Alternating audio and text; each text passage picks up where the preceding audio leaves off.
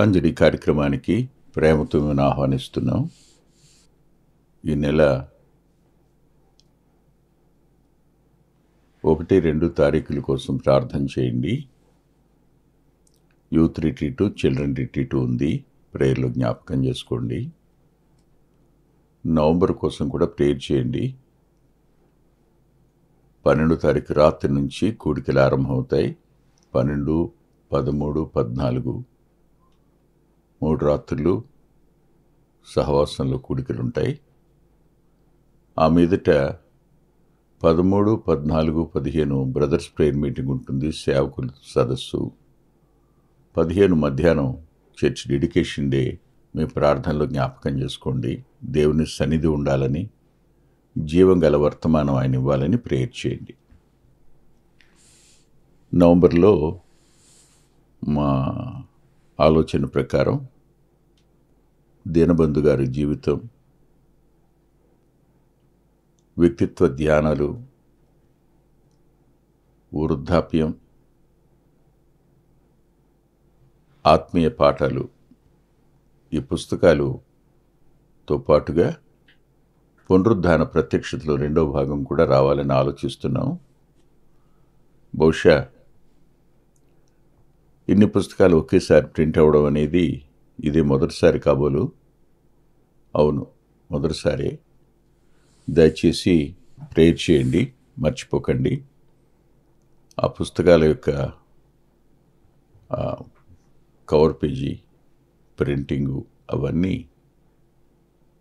శ్రేష్టమైన ప్రమాణాలు కలిగి ఉండాలని దయచేసి జ్ఞాపకం చేసుకోండి, మర్చిపోకండి.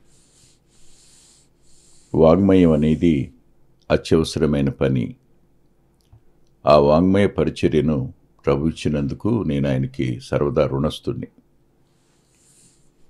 చాలామంది ఈ పుస్తకాలను గురించి రివ్యూ ఇచ్చేస్తున్నారు. కానీ వారికి మనవి ఏమిటంటే, మీరు ఆ పుస్తకంలో ఉన్న కంటెంట్ని హైలైట్ చేయండి, కానీ నా పేరును హైలైట్ చేయవద్దని మనవి చేస్తున్నాను మీకు. ఈ మధ్యలో ఎవరో ఒక వీడియో పెట్టారు. అందులో స్పిరిచువల్ గాడ్లీ మ్యాన్ అట వెంకటరత్నం, స్పిరిచువల్ గాడ్లీ మ్యాన్. మరి మనసు బాధ అనిపించింది. దైవజనుడు అని పిలిపించుకోవడానికి నేను తగననిపిస్తుంది నాకు. కనుక దయచేసి అలాంటి బిరుదులేం పెట్టకండి. సహోదరుడని పెట్టండి, చెప్పండి చాలు. ఆదికాండం 45వ అధ్యాయం 5వ వచనం.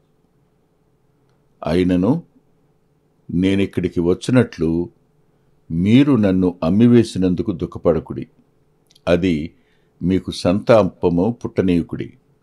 ప్రాణరక్షణ కొరకు దేవుడు మీకు ముందుగా నన్ను పంపెను. ప్రార్థన చేసుకుందాం. ప్రేమగల మా తండ్రి, పరిశుద్ధుడు అయిన గొప్ప దేవా, కృపగలిగిన మీ పాదాల సమీపానికి మరోసారి మీ ప్రియకుమారుడు, మా రక్షకుడు అయిన యేసుక్రీస్తు ప్రభువారి పరిశుద్ధ నామంలో మీ పాదాల సమీపానికి రావడానికి మీరిచ్చినటువంటి సమయం కొరకు, తరుణం కొరకు కృతజ్ఞత చెల్లిస్తున్నాను. మా ప్రియుల కుటుంబాల కోసం ప్రార్థన చేస్తున్నాను. వారి పిల్లల కొరకు విజ్ఞాపన చేస్తున్నాను. వారి ఆత్మీయ జీవితాల కొరకు, వారి ఆత్మీయ క్షేమం కోసం ప్రార్థిస్తున్నాను. సాయపడండి.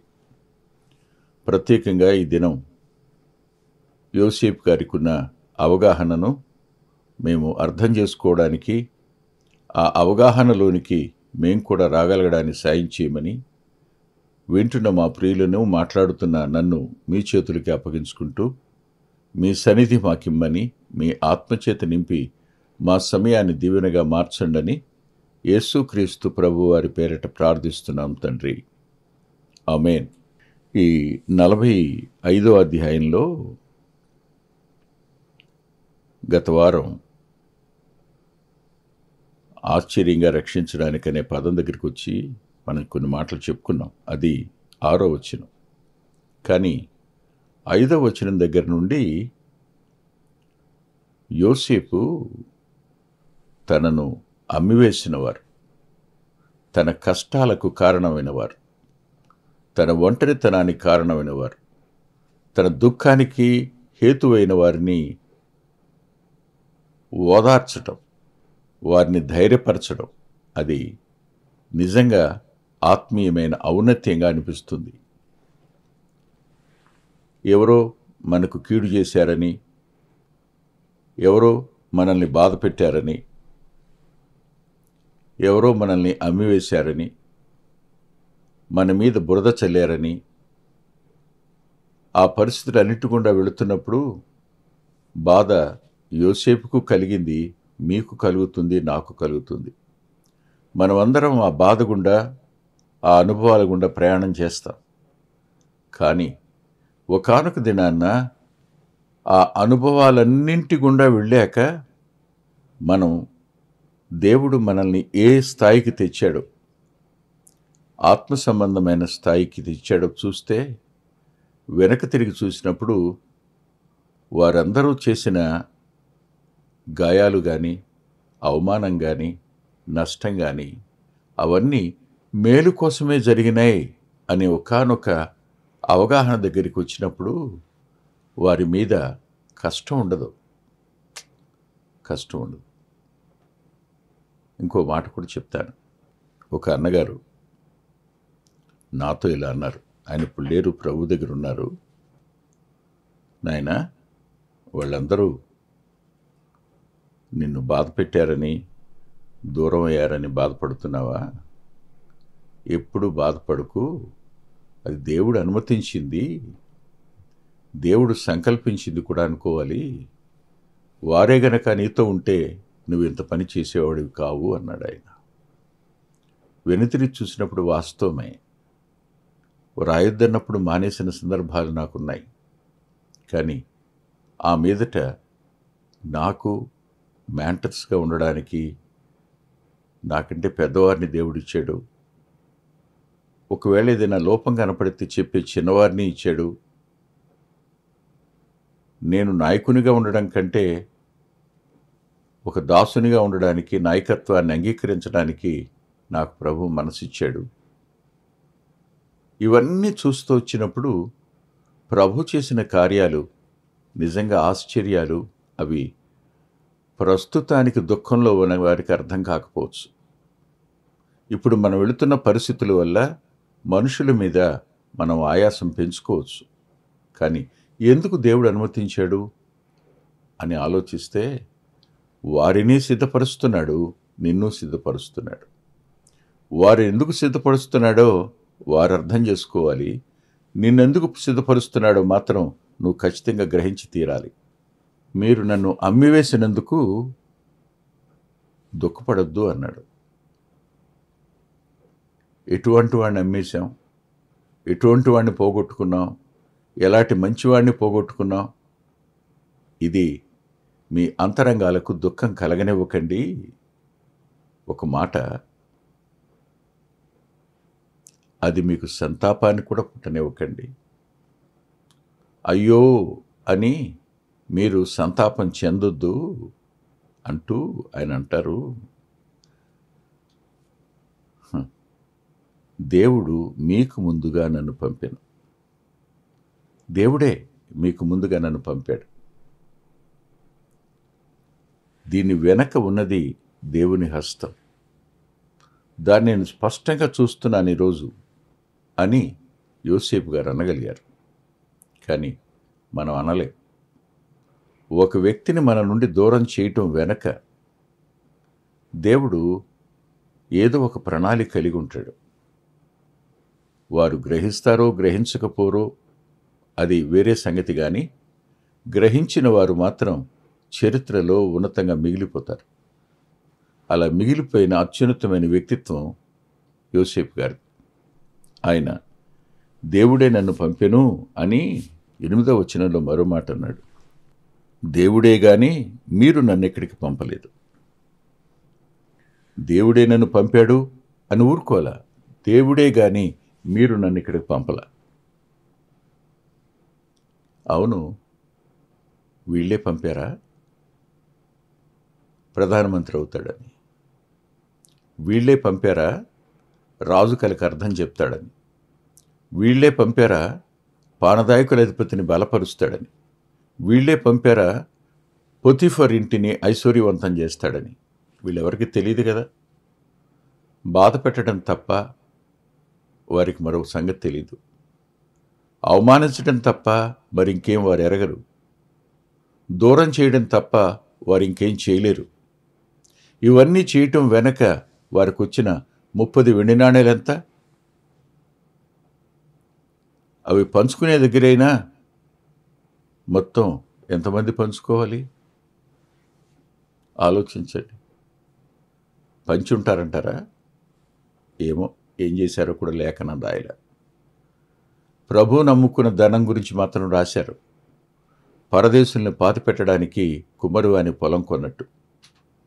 ఈ 30 వెండి నాణేలు ఏమయ్యాయో తెలీదు. ఆలోచించండి ఒకసారి.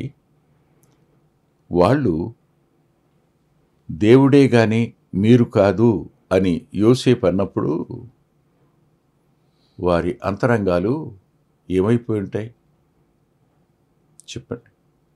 అతని ఔన్నత్యం ముందు తాము ఇంతింత మనుషుల్లా కనపడుతూ ఉంటారు. అతని మంచి మనసు అవగాహన ముందు అన్నదమ్ములు అత్యంత అల్పులుగా కనపడి ఉంటారు. వారికి వారే. దేవుడే పంపాడు.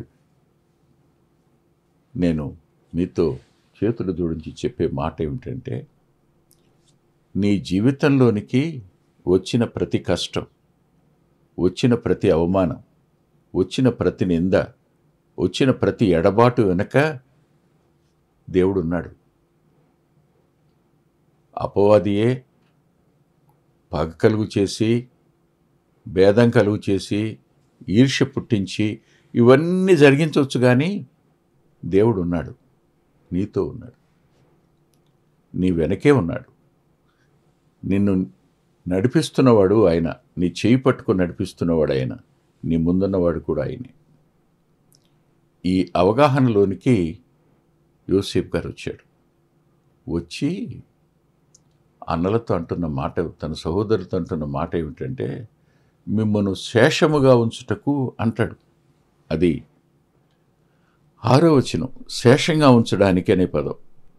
ఈ మాట ఒక క్షణం ఆలోచించవలసిన మాట. ఎవరు ఐగుప్తుకు రాగలరు? ప్రయాణ సౌకర్యం ఉన్నవారు. ఎవరు ఐగుప్తుకు రాగలరు? కొనడానికి సామర్థ్యత ఉన్నవారు. మిగతా వారు రాలేరు. వాళ్ళందరూ తమ తమ దేశాల్లోనే కరువుతో తన ప్రాణాలను విడిచిపెట్టవలసి ఉంది. కానీ మీకు డబ్బిచ్చినవాడు ఆయన, ఐగుప్తు రావడానికి ప్రయాణ సౌకర్యం ఏర్పాటు చేసినవాడు కూడా ఆయనే. యోసేపు వచ్చేశాక యోధా వెళ్ళినట్టు మిగిలిన వాళ్ళు కూడా తమ దారిని తాము వెళ్ళిపోయి ఉంటే, తిరిగి రాకుండా ఉండుంటే ఏం జరుగుండేది? లేదు. యాకోబు ఇంటి వారందరూ మరేదో విధంగా దెబ్బతిని ఉంటే ఏం జరిగి ఉండేది? వారిని సంరక్షించినవాడు ఆయనే, వారి ఆస్తిని సంరక్షించినవాడు ఆయనే, వారికి అవసరమైన ద్రవ్యాన్ని వారి వద్ద ఉంచినవాడు ఆయనే, ప్రయాణ సౌకర్యాలను కలుగు చేసినవాడు కూడా ఆయనే. అక్కడ ఇక్కడ 2 చోట్ల ఆయన కార్యం చేస్తూనే ఉన్నాడు, చేయకుండా లేడు. ఇది ఒక మంచి అవగాహన. మీరు మాత్రమే ఇక్కడికి రాగలిగారు, అనేక మంది రాలేకపోయినారు. వారందరూ ఏమైపోతారు? కరువులో. ఇంకా 5 సంవత్సరాలు కరువు ఉంది. ఈ 5 సంవత్సరాల్లో ఎవరు మిగలరు. కానీ మీరు వారి మధ్యలో మిగిలేటట్టుగా దేవుడే దీన్ని సంకల్పించాడు అన్నాడు. అంటే వెనుతిరిగి చూశాడు, భవిష్యత్తులోనికి చూశాడు. 2 అంతల ఆత్మీయ స్పృహ యోసేపు గారికి ఉన్నట్టు జీవిత పాఠశాలలో మనం నేర్చుకోవలసిన మరో అత్యున్నతమైన పాఠం ఏమిటంటే, గతం వర్తమానం. గత గాయం వర్తమానానికి ఆశీర్వాదం కావచ్చు. గత అవమానం వర్తమానంలో అనేకులకు నువ్వు ఆశీర్వాద కారణమూ కావచ్చు. దేవుడు చేయడానికి సమర్థుడు. మీరు శేషంగా ఉండడానికే నన్ను ముందుగా పంపాడు అని. అంటే యోసేపులో నాకు అనిపించిన ఒక శ్రేష్టమైన సంగతి ఏమిటంటే, వారి మీద కొంచెం కోపించాడేమో, వారు పశ్చాత్తాపడడం కోసం కొద్దిపాటి కఠినతను చూపించాడేమో కానీ, వారి ప్రాణరక్షణ కోసం, వారి క్షేమం కోసం దేవుడు నాకు ఈ బాధ్యతనిచ్చాడని గుర్తించాడు. ఇది ఔన్నత్యం కాదా? ఎవరు నిరాకరించి తోసేశారో నాకు ఓ మాస్టర్ తెలుసు. ఆ మాస్టారు చివర్లో ఓ చిన్న కుర్రాడిని పెంచాడు, పెంచి పెద్ద చేశాడు. అతనికంటే సొంతగా పుట్టిన పిల్లలున్నారు, మగ పిల్లలున్నారు, ఆడపిల్లలున్నారు. ఈ పెంచుతున్న కుర్రాడి మీద వాళ్ళకుండే ఆలోచన ఎలా ఉంటాయి? బాధ కదా, దుఃఖపరుస్తారు, బాధ పెడతారు. కానీ విచిత్రం చెప్పిన, వీరందరూ ఇక్కడే ఉండిపోయారు. అతను ఇక్కడ లేడు, దూర ప్రాంతానికి వెళ్ళాడు. మాస్టారు వృద్ధుడైపోయినాడు, కానీ ఆ కుర్రాడే ఇంటి బాధ్యత మొత్తం తనదిగా తీసుకున్నాడు. ఎక్కడో యోసేపు యొక్క ఛాయ ఆ కుర్రాళ్ళలో కనిపించింది. ఇది ప్రభువులో కనిపించే ఛాయ. తను అవమానించిన వారిని, బాధ పెట్టిన వారిని రక్షించటం, క్షమించటం, వారికి పరదేశునివ్వడం, ఇవన్నీ దైవికమైన లక్షణాలు. ఇకపోతే ఇంకొక మాట కూడా చూడాలి. అదేమిటంటే 7వ వచనంలో ప్రాణములతో కాపాడుటకు అంటాడు. ప్రాణాలతో కాపాడడానికి, ప్రాణరక్షణ కోసం అనే పదం ఉంది ఇక్కడ. అంటే తన ప్రాణాలు తీయాలి అని అనుకున్న వారిని, వారి చేత తన ప్రాణాలు తీనివ్వకుండా ఆపిన దేవుడే వారి ప్రాణరక్షణ కోసం తను నియమించాడని యోసేపు గ్రహించాడు. ఇది నిజంగా ఆశ్చర్యం. ఇది నిజంగా ఊహకందని కార్యం. ఎవరు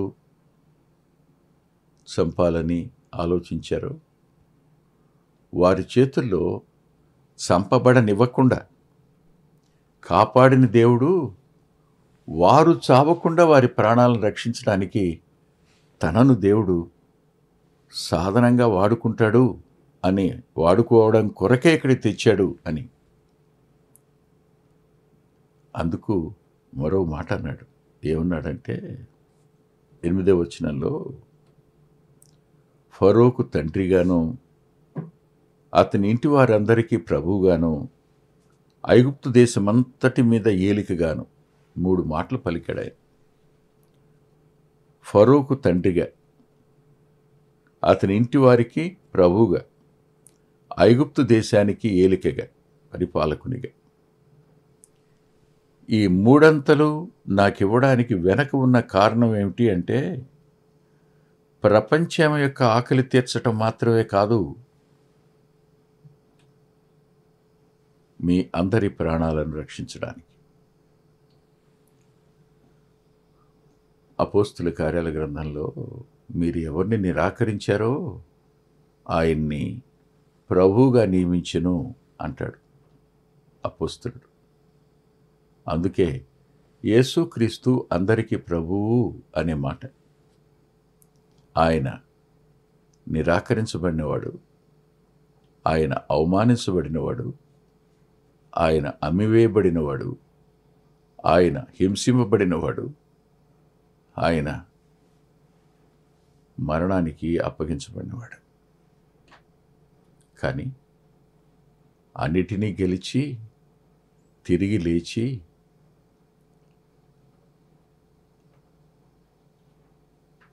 దేవుని సింహాసనమందు ఆసీనుడై మానవులందరినీ రక్షించడానికి సమర్థుడుగాను, మానవులకు నిత్యజీవాన్ని ఇవ్వడానికి ఆయన ఒక్కడే కారకుడుగాను ఉండడం నిజంగా ఆశ్చర్యం. లేకపోతే దమస్కు మార్గంలో తనను హింసించిన వాణ్ణి, సంఘం అనే శరీరాన్ని హింసించిన వాణ్ణి క్షమించడం ఎలా సాధ్యం అవుతుంది? అతనికి తాను బయలుపరచుకోవడం ఎలా సాధ్యం అవుతుంది? యోసేపు కూడా తన సహోదరులకు తాను బయలుపరుచుకున్నట్టు ప్రభువు కూడా తాను బయలుపరుచుకుంటే తప్ప ఎవరికీ అర్థం కాదు. ఆయన ఎవరో గ్రహించటం అనేది అది పరలోకం అనుగ్రహించే ప్రత్యక్షత, ఆత్మ చేసే కార్యం. అది లేకుండా ఏ వ్యక్తి ప్రభువుని అంగీకరించలేడు, సాధ్యం కాదు. ఆయన నేటికి సజీవుడిగా ఉన్నాడు, మనందరి కోసం నిలిచి ఉన్నవాడుగా ఉన్నాడు, పునరుద్ధానుడుగా ఉన్నాడు, క్షమించడానికి సిద్ధమనసు కలిగిన వాడుగా ఉన్నాడు, ప్రాణాలను రక్షించడానికి సిద్ధంగా ఉన్నాడు, మన ఆత్మలను నిత్య నరకం నుండి కాపాడడానికి కూడా ఆయన ఒక్కడే యోగ్యుడు. ఈరోజైనా ఆయన పాదాలను ఆశ్రయించుమని ప్రభు పేరట మనవి చేస్తున్నాను. తలలు వంచండి, ప్రార్థన చేసుకుందాం. మహాఘనుడువును మహోన్నతుడువును నిత్య నివాసియు అయిన మా తండ్రి, లేఖనం మీది యోసేపు గారిలో కనిపించిన ఆ అత్యున్నతమైన వ్యక్తిత్వం మాలో కూడా అలవడాలని మీరు కోరుకున్నారు. కానీ అభ్యాసం చేసే దగ్గర అవగాహన లేమి వల్ల, ఆత్మీయ శక్తి లేకపోవడం వల్ల మేము ఆ రీతిగా పోయాము అని క్షమాపణ కోరుకుంటూ, ఇంకా మా ప్రియులు ఎవరైనా మిమ్మను అంగీకరించిన వారు ఉంటే వారిలో మీ ఆత్మకార్యం జరిగించి వారు మారుమనసు పొందడానికి సాయం చేయమని యేసుక్రీస్తు ప్రభు వారి పేరిట ప్రార్థిస్తున్నాం తండ్రి, ఆమేన్. ప్రభు చిత్తమైతే వచ్చే వారం కలుసుకుందాం. అద్భుతమైన పుస్తకాలు అందుబాటులో ఉన్నాయి. అందులో అంత్యోక్ మినిస్ట్రీస్ నుంచి ప్రచురితమైన మీ ఆత్మీయ క్షేమానికి మేలు కలుగు చేసే పుస్తకాలు, మీ ఆత్మలను దేవుని కొరకై ఉజ్జీవింప చేసే పుస్తకాలు, ప్రభువులాగా జీవించడానికి ప్రేరేపించే పుస్తకాలను దైవాత్మ సహాయంతో రాయటం జరిగింది. పిల్లల కొరకై చిత్రీకరించబడిన 5 DVDలు అందుబాటులో ఉన్నాయి. ప్రతి DVD పిల్లలను దేవుని కొరకు ఎంతగానో విశ్వాసాన్ని పెంపొందింపజేసేవిగాను, ఆసక్తిని కలిగించేవిగాను, ఆత్మలో ప్రభువుని హత్తుకునేట్టు చేసేవిగాను ఉన్నాయి. ఈ మధ్యన వెలువడినటువంటి ఆ DVD సాధనం, అది మీ పిల్లలకు ఎంతైనా మేలు చేస్తుంది. ఆ పాటలను మీరు చూస్తున్నారు, వాటన్నిటినీ మీరు పొంది ఆత్మీయంగా మేలు పొందాలని ఒక దైవ సేవకునిగా మీకు మనవి చేస్తున్నాను. 6వ పిల్లల DVD సమయం అందుబాటులో ఉంది. 5 చూసిన వారు 6వది కూడా మీ పిల్లలకు చూపించి మీరు చూచి అంతరంగంలో దేవుణ్ణి స్తుతిస్తారని నమ్ముతున్నాను.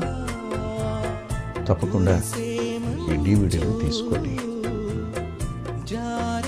2018వ సంవత్సరం తెలుగు VBS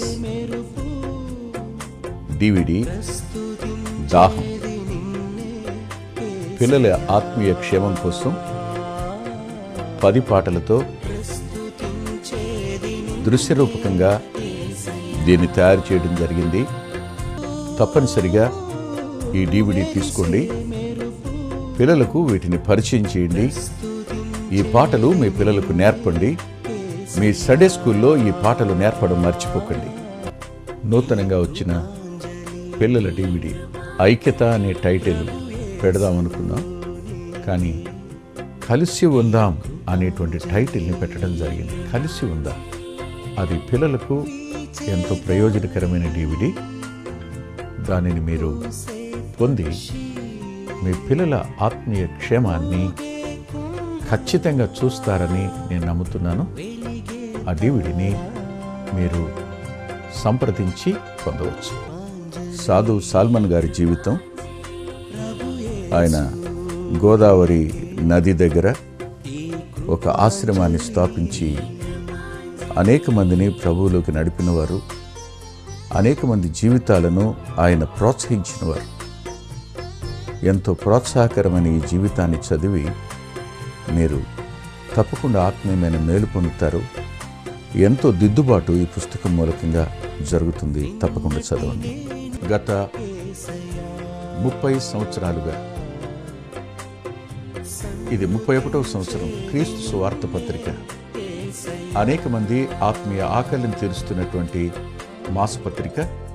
ఈ పత్రికను మీరు పొంది మీ ఆత్మీయ జీవితాలకు మేలు కలుగు చేసుకుంటారని హృదయపూర్వకంగా మీకు సిఫార్సు చేస్తున్నాను.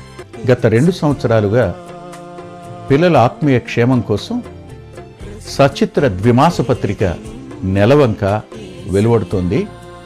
అనేక మంది పిల్లలు ఆత్మీయంగా మేము మేలు పొందామని వారి ఉత్తరాల ద్వారాను వ్యక్తిగతంగా కలుసుకున్నప్పుడు సాక్ష్యం చెబుతున్నారు. మీరు కూడా మీ పిల్లల కోసం నెలవంక పత్రికను మీరు పొందొచ్చు. అందుకొరకై ఈ క్రింద ఇవ్వబడినటువంటి ఫోన్ నెంబర్ని మీరు సంప్రదించండి. ప్రభు యేసు నీకే ఈ కృపాంజలి, ప్రభు యేసు నీకే ఈ కృపాంజలి. వీచే గాలి, కూసే పక్షి, ఊగే కుంభ, వెలిగే తారా, సన్నుతించేది నిన్నే. మా చిరునామా కృపాంజలి, బ్రదర్ పిల్లా వెంకటరత్నం, రామచంద్రపురం రోడ్, గుడివాడ, కృష్ణా జిల్లా, Andhra Pradesh. Our address: Krupanjali, brother Pilla Venkataratnam, Ramachandrapuram road, Gudivada, Krishna district, Andhra Pradesh. Phone number 9490504299 9490504299. రాలేవుగా కురిసే మంచు,